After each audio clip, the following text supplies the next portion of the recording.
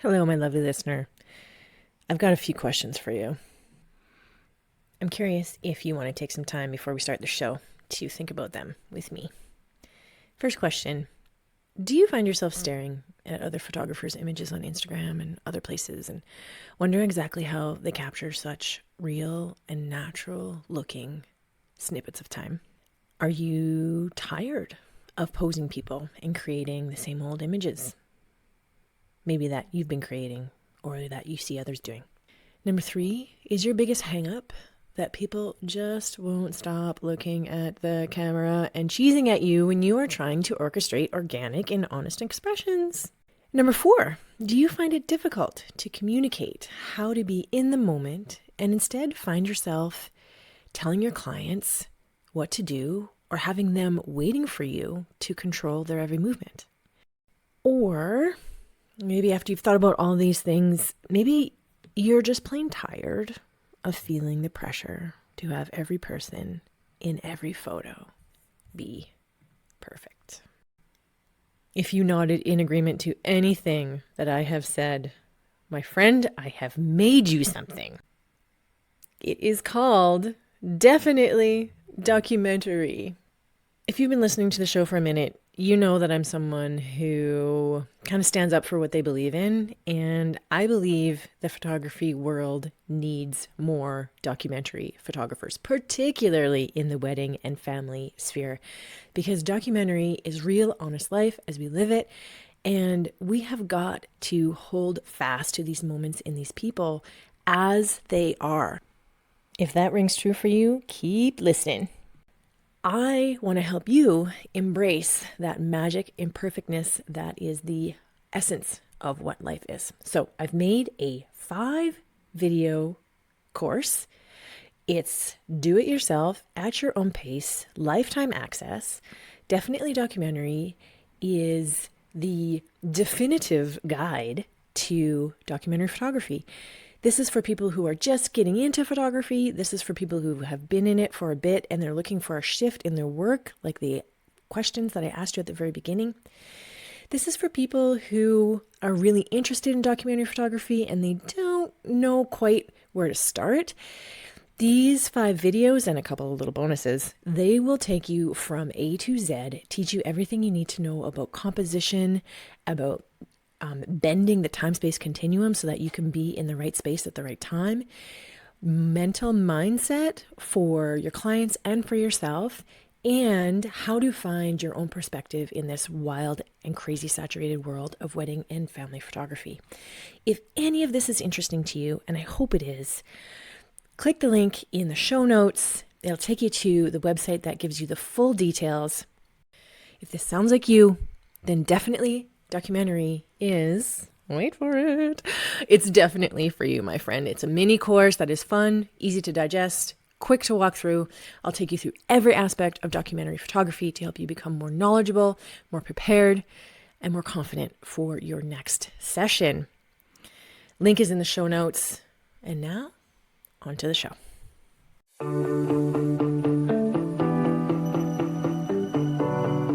So welcome to This Can't Be That Hard. For anybody who is meeting you for the first time here over the air, can you do us the favor of an introduction? Tell us where you are, I can.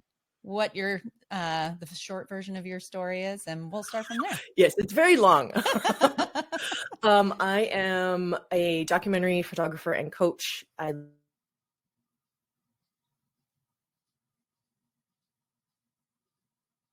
British Columbia in Canada.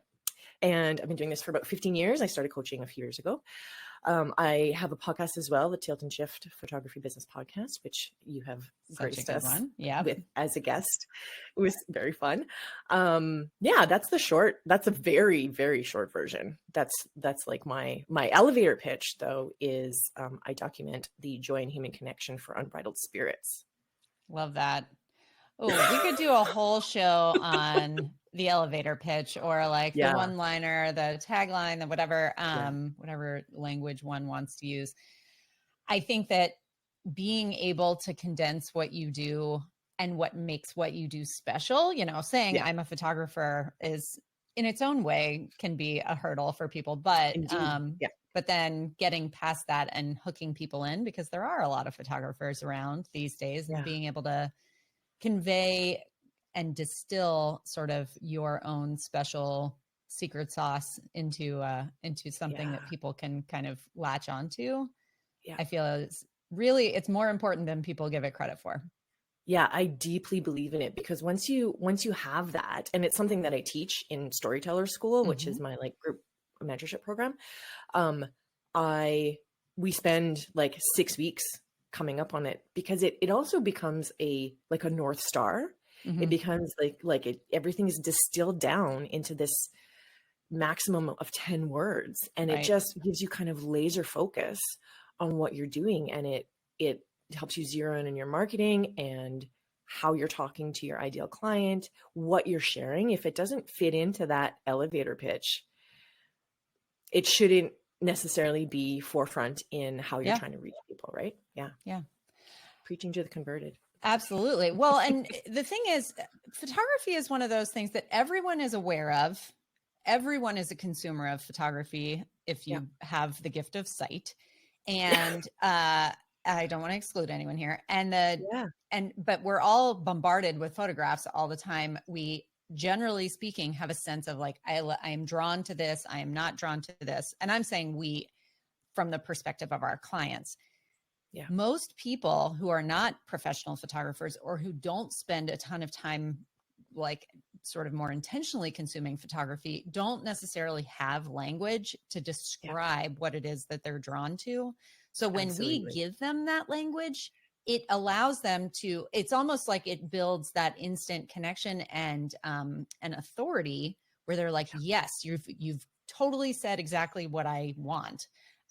Which can be it's a weird, like very tiny thing on our end that can really grab people, especially if what you're describing isn't run of the mill. I'm all about when everybody else is zigging, you gotta zag. Gotta zag. Gotta go where the air is clear. Yeah. Right. So one of my coaches said that to me once. I was like, yeah, why would I want to be suffocating? Have you ever, okay, here's a random question. Have you ever done a triathlon? No. Okay. I'm not an athlete. So I've also never done one, but I've seen lots of them. Oh, I've seen people exercise. They look like they're sweating a lot. They go into like the quagmire of the swim portion, and they all jump in. Yeah. That's what photography kind of feels like right now. Is what they look like. But like, it's really, this is terrible. So in the Ironman, they're swimming for a really long, like, it's like miles. Right. And you're in this fray of ocean water, and like people are kicking and like feeling like you're getting hit. I'm imagining this, like just seen underwater footage of this, and like people are like getting sick because you're nervous and you had to eat all this food before you started. And to a certain extent, I sort of feel like that's what you wade into. You've trained for this. You've become this photographer. You're like, yes, I'm doing this. And you're like, I'm prepared. And then you get into the swim and you're like, oh, whoa, I just swam through someone's chuck. Like, this is not what I expected. That is literally the best visual representation I have ever heard of like the oversaturated market. Okay. Well, it's been a great show. Thanks so much for coming on. And mic drop. Oh my God. Amazing. It really does feel that way sometimes. Yeah. And, not just sort of like the ick factor, but just I feel like I'm getting kicked in the face all the time. Yeah, it's so crowded. So maybe enter the pool or the lake or the whatever on the far shore, or try to swim to where you've got some free space. Such good advice. But and that is hard because, of course, I'm going to continue your metaphor here. If everybody's swimming this way, you're like, that must be the fastest way to the finish line. I'm going to go that way. Exactly. Totally. What do they know that I don't know? And so it requires a certain amount of fortitude and sort of confidence to decide, you know what, even if it's a bit longer of a path, or, somebody might look and say she's going the wrong way, I'm going to do this because I believe in it. And that can be hard. Yeah. And the patience too, right? Yeah. Of like trusting that this path that you're taking is going to get you where you want to go. Yeah, absolutely. Ugh, Yeah. so good. Okay. So I'm going to bring it back to the fact that we've gotten a bit Reel off me in. topic, folks. I'm going to cast my line into that lake and pull you back over. Your background, your specialty, what you coach in, everything sort of comes down to this. And what I love about this conversation is that I spend a lot of time talking about, speaking with the expectation that the people listening have a solid grasp on their sort of photographic voice and certainly their ability to make photographs. Not because I think that everyone out there is like a super experienced, hyper, everything is perfect in their photography, but just because that's sort of that my zone of genius is like systems, and let's get organized and let's make the back end of your business run so well that you don't have to think about it, so you can focus on the photography part. Yeah. What I love is that you are a business coach, but one of the things that you really focus on is this finding a more intentional photographic voice and viewpoint. And as you said, putting language to that so that you're making decisions through that lens. Yeah. Talk a little bit more about how you came to feel that way and then how you came to teach about that. Well, I believe that we can only teach from a place of what we've struggled with. Mm-hmm. And so when I finally figured this out, I was like, oh, okay. I bet other people have struggled with this as well. And maybe they learn things in the same way that I do. So for the first like 7 years, probably of my business, I was really trying to do things the way everyone else was doing, because I thought that that's why they were, I mean, this is the same story that I think all of us kind of have in the beginning, but I'm a very slow learner. So my trajectory was a very flat curve.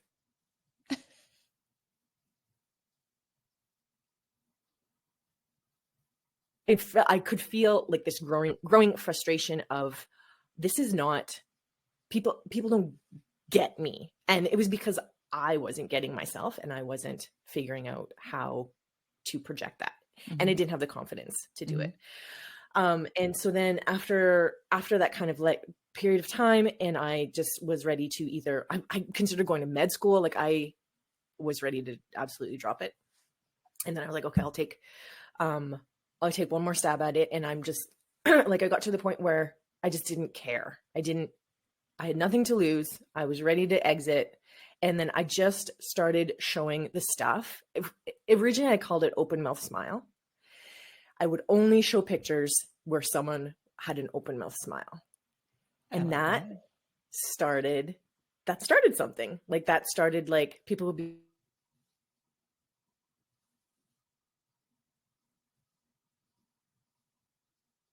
there's something happening here. And so then I started digging into, oh man, it's like a spider web when I get in terms of how I sort of came to where I am. But like, what I recognized when I was sharing the images that made me have an open mouth smile, it brought people to me who wanted to feel the same thing. And so then I wanted to dig a little deeper into that. I'm like, okay, so what is this? Why am I so attracted to this? Because we can be attracted to something, but if we don't consciously know it, it always just kind of operates under the surface, and then you can't replicate it. You know, like I didn't understand why this was happening. So how can I continue doing this? And I was working in the hospital at the time. I was working in academia as a dietitian, and I walked into a room, and the mom was cuddling her 16-year-old daughter. She had anorexia, and they were sitting on the bed. And I dropped my chart because it was such a shocking scene to me. I'd never seen that before. That like closeness between a mom and her like teenage daughter who was who's really ill. And well, not even the ill part, just that closeness. Mm-hmm. And then I kind of gathered myself and walked out of the room, and I'm like, okay, that was weird that I had that reaction. Mm-hmm. You know, like there's something, it says something about me, not them. And my first reaction was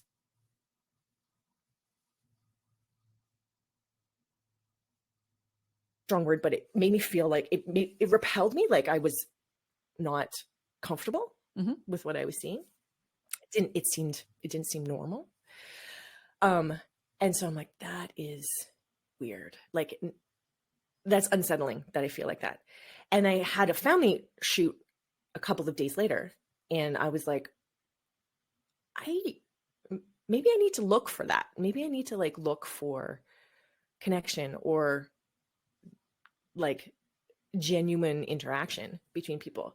And so I just kind of started like allowing the family to just do what they did. And I was very intentionally looking for the thing that made me feel a bit weird. Mm-hmm. Like, and then I realized like, oh, like you can't like make that stuff happen, or I couldn't. And there's certainly photographers who can like create that atmosphere where that happens. But I just started this kind of crusade of like trying to understand human relationships. And that's why my brand bio is, I document the joy in human connection, because Mm-hmm. I am fascinated by how people connect and how they show that. And then I realized I had all these like biases about what affection should look like, or like what I was expecting it to look like. So then it kind of evolved from there into me just being openly curious about creating images that reflected their family language. And when I say family, I am including weddings in that, because for me, weddings are just family photos. You know, they're not like you're wearing nice clothes and that's it. Whereas I think people often see them quite differently, but from a documentary perspective, they're very much the same. And so then I just started looking for those things that satisfied my curiosity about how people come together, right? Mm-hmm. And so in terms of how that started playing into, so like I'm a really big picture thinker. Like I'm someone who flies at 30,000 feet all the time. And I could use a little more time in the weeds probably. But I think a lot of us get really lost in the weeds, and we can't see the big picture. So I'm like, that is my strength. I'm the person that, if we're going back to the triathlon metaphor, I can see the finish line from very far away, and I'm very comfortable finding my own way to get there. Yeah. And so maybe I can help people figure that out. And so I started really like honing in on the role that values played in my work. And I experimented with that, and I realized whenever I show photos that really speak to my values, when I'm very, very strict with myself about that, then it draws in my ideal client. So I had to define who my ideal client was, and then I had to figure out, how do I communicate with that person? Because in whatever way you communicate is how that person comes to you. Mm-hmm. And so when I started applying that into my actual, like my value structure, then, and showing images that like literally show the value of connection or adventure, which is why I say unbridled spirits, then it's just so much more clear. Mm-hmm. And so I teach it from a perspective of, so, I mean, very enriching. This was a big journey of mine. It like blew my mind on so many levels. And that's kind of why my podcast is about like kind of mind-blowing moments where you're like, oh, I have to do it this way because this is what I've gone through to get here. And so how I came to coach it is, I think it, because I just believe it works so well for me. I'm like, this has to work for other people. And so that's how I've developed. It was very, very hard to distill it into like a business structure, which was very good for me to learn. But distilling it down in branding and how to brand and how to market your values. And as in photography, that's what we're selling. We're selling our values, right? Or people are attracted to our values. So when I had that realization, it changed everything. Yeah. Okay. So Sorry, that was I really should have long. been writing them down because I've got like 1,000 questions. So when you first, okay, so you were saying you were like at kind of that wit's end. This isn't working. I'm not really getting what I thought I was going to get out of this career. What other things can I do? And it is funny how that's not an uncommon thread for people, where it's like they finally get to the point where they're like, well, whatever. And it's the stuff that they show then that starts to actually resonate with people. I love that. And I feel like that is its own lesson. But what was it? What was the reaction that told you, wait a minute, something is different here? Was it just that people were starting to respond more on social media? Were you actually getting calls about this? Like, how did that play out?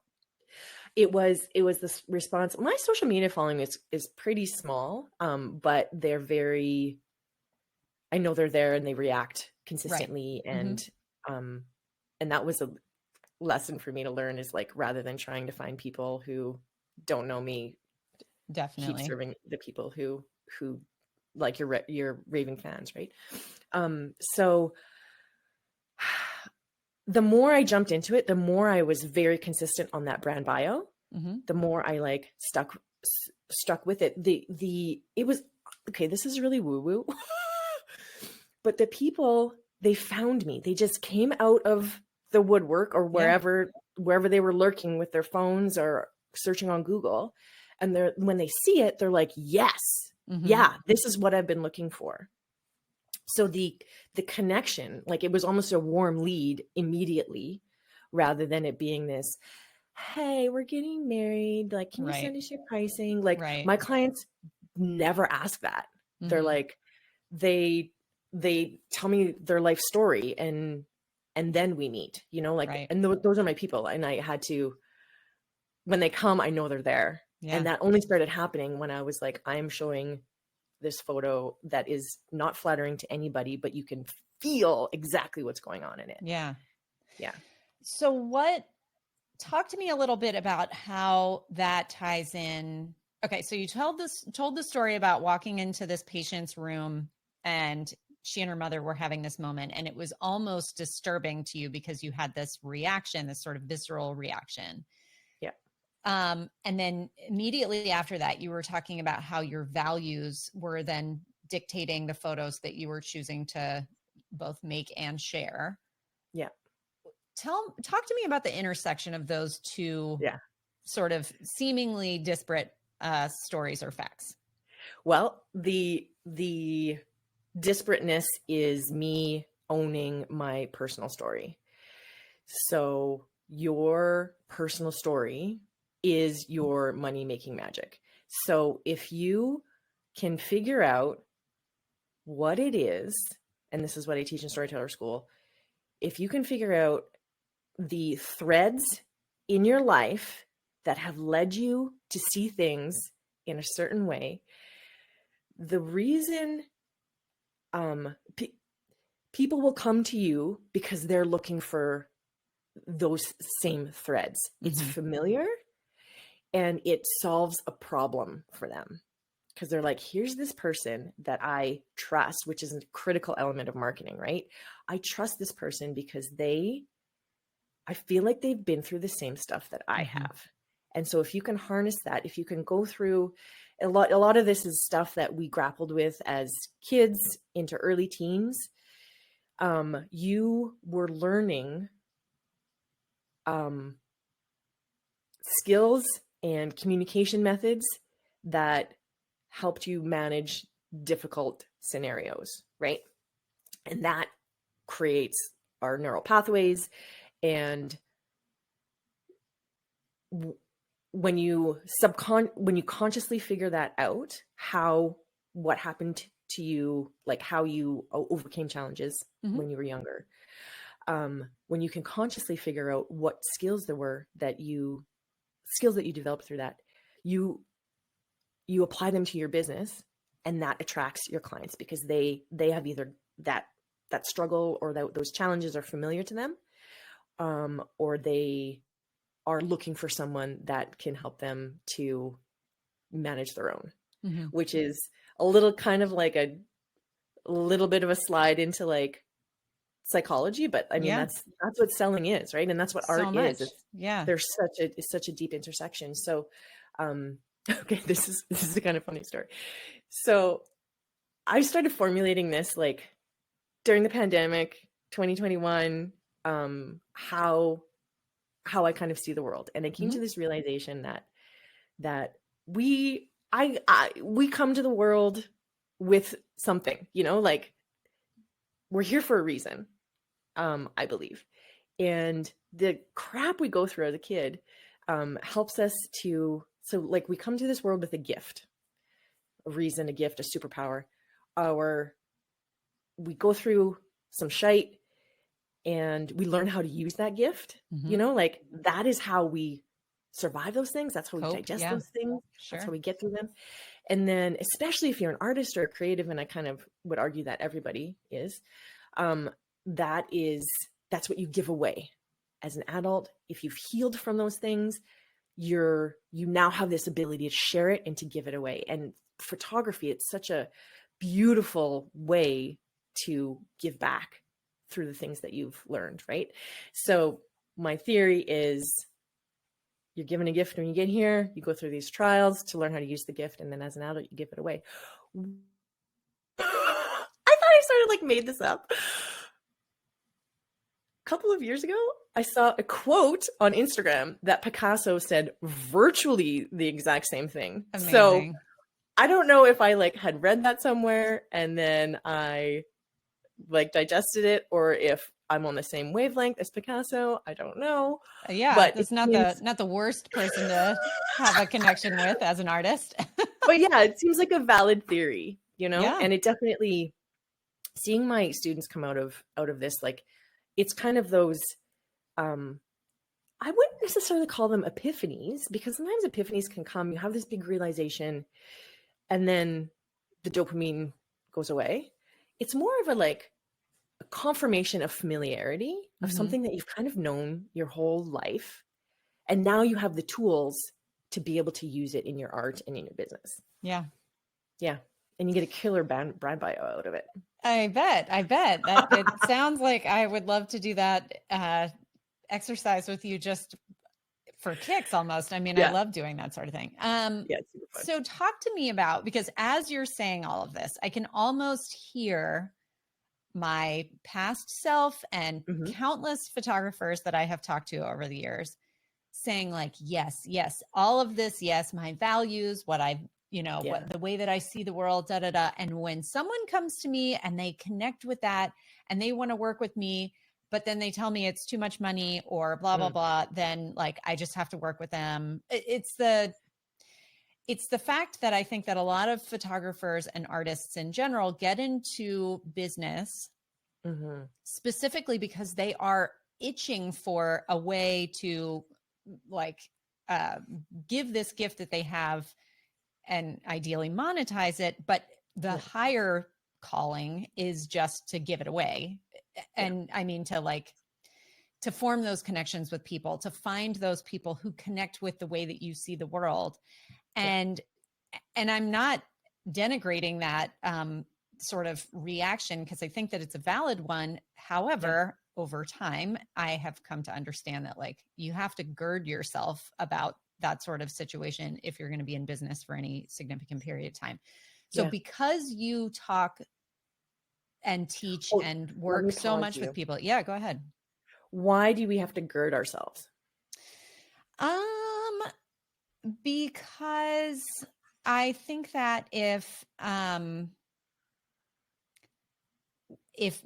we, and I'm speaking collectively, give into this sensibility, or if we are ungirded and just say yes whenever that opportunity or that connection happens, regardless of whether it falls into our business plan, let's make it real sexy, then we can very quickly get off track, become sort of stuck in a loop of chasing ourselves down I don't know. I guess I say gird in that it requires a certain amount of fortitude to say, I'm going to make these connections with people who are also able not just to connect with me on sort of a values perspective, but also are financially in a position to make this a viable business.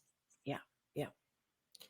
So how do you help your students navigate that? How did you, maybe that wasn't an issue for you, but yeah, it definitely was an issue because I was started to get these great clients and I wasn't living my life the way I wanted to. Like when people say that they have like 30 weddings a year, I'm like, what? Like that is unlivable. So in 2022, I think I had 26 weddings and like 14 family set, and it was far too much. And I was like, wait a minute, like I am not intentionally figuring out what I want my life to look like. And I think that is a step virtually all solo entrepreneurs, especially creative, skip, because we take whatever we can get. Oh, I love these people. They're the same as me. No. You still have to have very clear boundaries. And those boundaries come in the form of your pricing. And because your pricing is going to dictate how you live your life, right? If you are generally speaking, if you're lower in the market, you're going to attract price droppers. They're not necessarily going to be values aligned because they're first coming to you for price. But then when we move up into the mid-market, you're still competing with price and you are still attracting people. You're maybe attracting more people who are slightly more values aligned. But if you have the courage to figure out, okay, how much money do I actually want to make in a year? And this is a question that most people don't ask. They're like, oh, six figures. Like, what does that even mean? Right. Or they come up with a round number that sounds good. Yeah. That has no reality or basis in their own reality. Yeah. Yeah. Yeah. Or whatever reality they're trying to create. Right. Is what more I would, important. would say. Yeah. More importantly. So if you've never put that thought in, that is the single most important thing that you have to do. If you want to make $50,000, then you figure out how much do I want to work for this amount of money. If you want to make $50,000 and you want 10 weddings a year, each wedding is going to be $5,000. It's pretty simple. Like, and so many of us don't distill it down to that, like, well, how much money do I want and how much do I want to work? And so then when you have that number, you can reverse engineer and think like, okay, so right now I'm charging $4,000. What would it take for me to get to 5? What would I need to change in my business? And this is where we get into like the details in terms of communication and sales language and like valuing your work and being able to talk to people about money. That is so critical. We're so scared of talking about money. People email us and they're like, how much can we talk? And you're like, send them a price guide. I think it's so disconnected, you know, like you're asking me to come and like spend time in your home with your family. But I'm like embarrassed to like tell you how much this is going to cost. Or like, I don't want to put you out to the extent of getting on the phone with me for 15 minutes, but you're going to have me come in and hold your newborn. Like, how does that work? Yeah, totally. It's all I'm right there trust, with right? you. Yeah. Yeah. Each of these steps requires so much trust, and people are not going to trust you if you don't trust yourself. Like one of my students, we did like a practice sales call and she kept like inflecting on like it's 7,500. Like, like no, like you have like they're not going to value it if you don't value it, right? And I once had a student that said like, well, I feel like I'm ripping them off. Well, that's the issue. Problem number one. You don't value what you are putting out there, and that comes into a whole bunch of like self-work that we have to do to be able to understand this is what I need to live. I'm worthy of this life that I want. And what skills do I need in order to create that in my business? Yeah. Yeah. So good. I think that there's like levels of, I'm going to go back to swimming in the lake. And I don't doubt that I'm going to continue to go back to that in my mind and probably speak about it for the rest of my time on earth. The idea that there comes that point, you're swimming with the giant pack. You're like surrounded by people and mess, and it's awful. The fray, you're in the fray.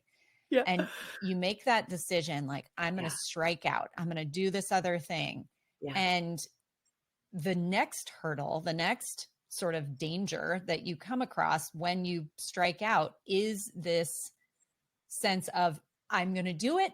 But as soon as I'm out there, the first thing that I want is validation. Yeah. And I want someone to tell me, like, I love you. I connect with you. I see you. So when you find that person, even if they're that's the only thing that is right about it, is that they see what you see. You can get stuck in the mud over there. I mean, it's like, it's a different trap, but it's also a trap anyway. Well, I think you hit on it very importantly. You said you're looking for validation, and that is bullshit. Like, validation, I mean, we all feel it. Yeah. And validation can only come from us. Like, validation is for parking. I went through a big, like, oh man, I love that. Yeah.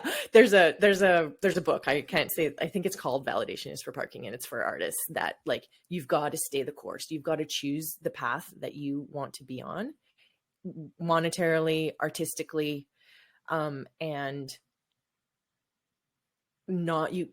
we cannot look to others to tell us that what we're doing is right or wrong, or that other people are approving of what we're doing, because you have to believe in it yourself. Yeah. And then present it to the world. Yeah. Yeah.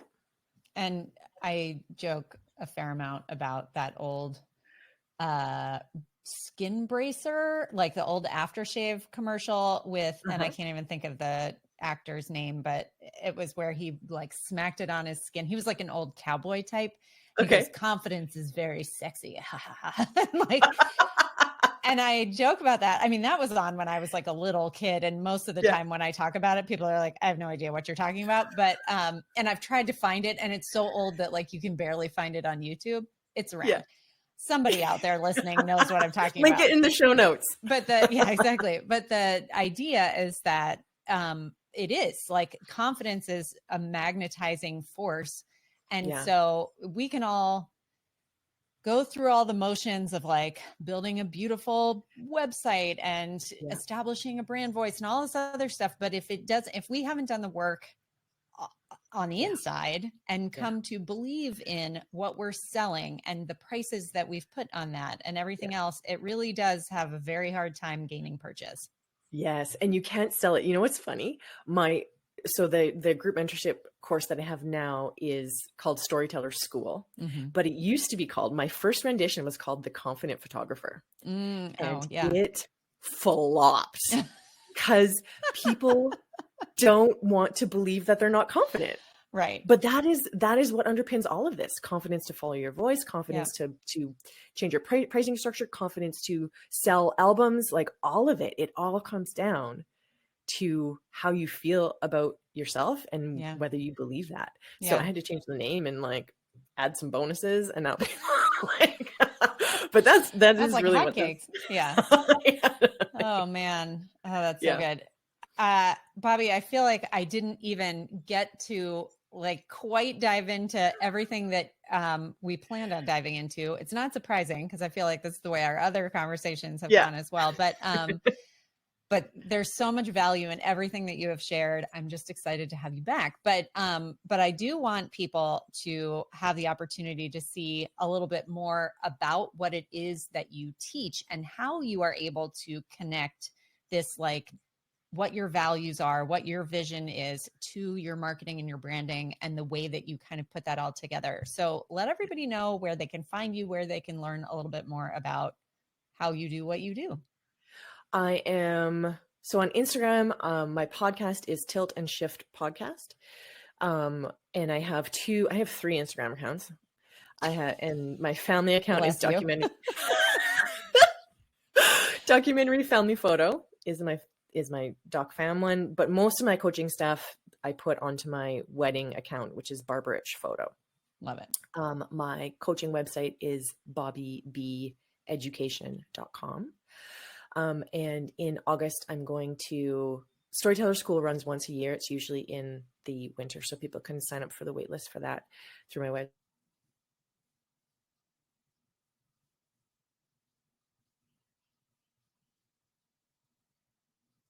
A course on documentary photography, like storytelling, so that people can help start to understand the difference, like how we educate our clients. Mm-hmm.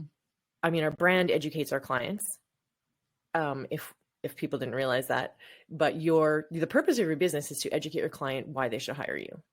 And the part of the language that we use to describe ourselves, we have to be very careful of buzzwords and truly, because we're in this fray, we're in this, like, we're all swimming around this lake, and we're all kind of using the same words for things that aren't necessarily what we're providing.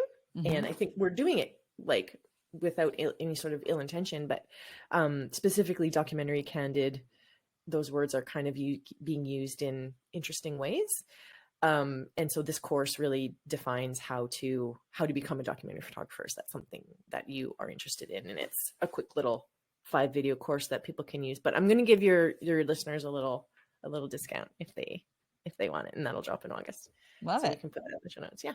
Excellent. Yes, we'll share that. I will put it in the show notes, and we'll send it out in that week's email as well. But so if you're not on the email list, get on the email list. Bobby, it has been a pleasure as always. And I look forward to chatting again and again. You've got so much good insight, and I just love sort of the view that you take on the industry and the way that artists sort of need to be out there fighting for themselves. I love that your voice is part of this. So thanks for coming and sharing it with me. And we'll talk next time. All right. Thanks, Annemie. Have a great one.